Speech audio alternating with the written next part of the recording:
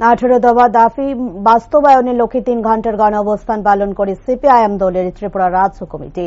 রাজধানীর circuit house সংলগ্ন এলাকায় গণঅবস্থান সংঘটিত হয়। দলীয় সিদ্ধান্ত মোতাবেক সমগ্র দেশব্যাপী 6 আগস্ট থেকে 15 আগস্ট পর্যন্ত মিছিল মিটিং সহ গণঅবস্থান পালনের যে সিদ্ধান্ত নেওয়া হয়েছে তা বাস্তবায়নের জন্য সোমবার আগরতলার এই গণঅবস্থান পালনের উদ্যোগ গ্রহণ করা হয় বলে জানা গিয়েছে।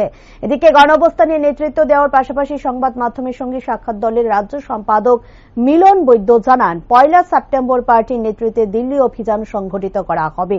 মোট 18 দফা দাবি বাস্তবায়নের জন্য দিল্লির রামলীলা ময়দানে এই অভিযান সংঘটিত হবে বলে জানান মিলন বৈদ্য।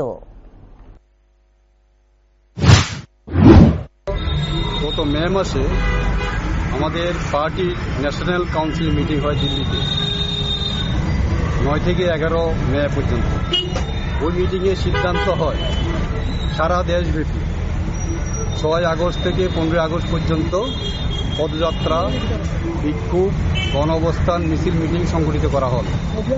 এই মিছিল মিটিং সংগঠিত করার উদ্দেশ্য হল আগামী 1 সেপ্টেম্বর আমরা আমাদের পার্টির নেতৃত্বে দিল্লি অভিযান সংগঠিত হবে এবং এই দিল্লি অভিযান হবে রামলীলা ময়দানে।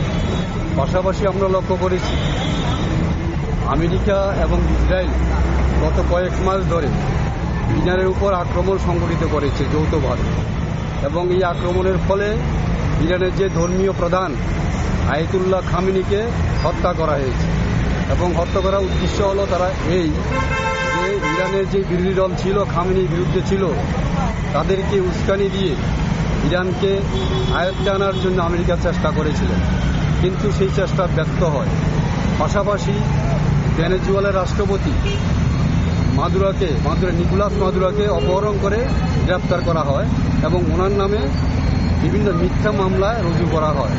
লেবাননের উপর আক্রমণ করা হয় এবং আমাদের দেশে যে যুক্তরাষ্ট্রীয় কাঠামো, এই কাঠামোকে নষ্ট করার জন্য বর্তমান আরএসএস পরিচালিত বিজেপি সরকার উঠে পড়ে লেগেছে, সংবিধানকে ধ্বংস করে দিচ্ছে এবং যুক্তরাষ্ট্রীয় কাঠামোকে নষ্ট করে দিচ্ছে। এর বিরুদ্ধে পাশাপাশি আমরা 18টি দাবি নিয়ে, বিশেষ করে পেট্রোলের দাম বৃদ্ধি, ডিজেলের দাম বৃদ্ধি, নিত্য প্রয়োজনীয় জিনিসের দাম বৃদ্ধি, জিরামজি বাতিল করে রেগাকে পুনরায় স্থাপন করার জন্য এবং রেগার মজুরিকে 700 টাকা দৈনিক করার জন্য এবং কাজের দিনকে বাড়ানোর জন্য 200 দিন কাজের জন্য আমরা দাবি করেছি।